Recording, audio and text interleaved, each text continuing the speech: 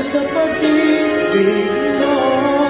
Lahat ay nagbago na ngayong nandito ka.